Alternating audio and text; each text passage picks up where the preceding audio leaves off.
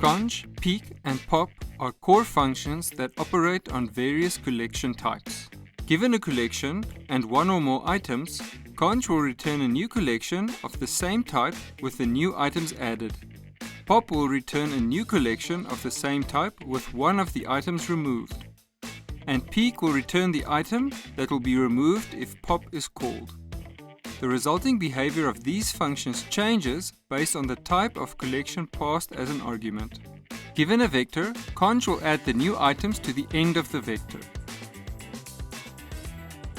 Peek will return the item at the end of the vector. This behaves the same as the last function, but is much more efficient. Pop will remove the last item. Given a list, conj will add the new items to the start of the list.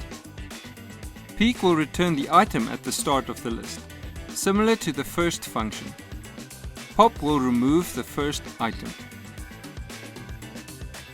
Given a queue, conj will add the new items to the end of the queue.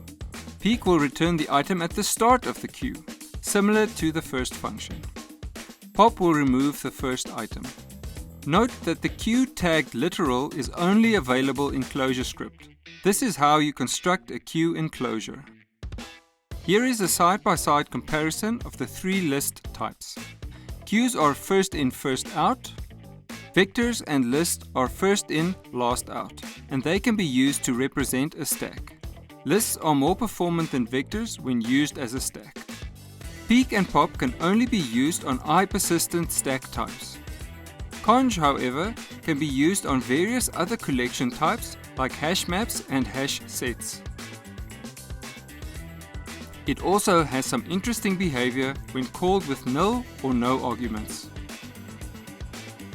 What's that function? Now you know. Like, subscribe and comment for more. All examples available at whatsthatfunction.com.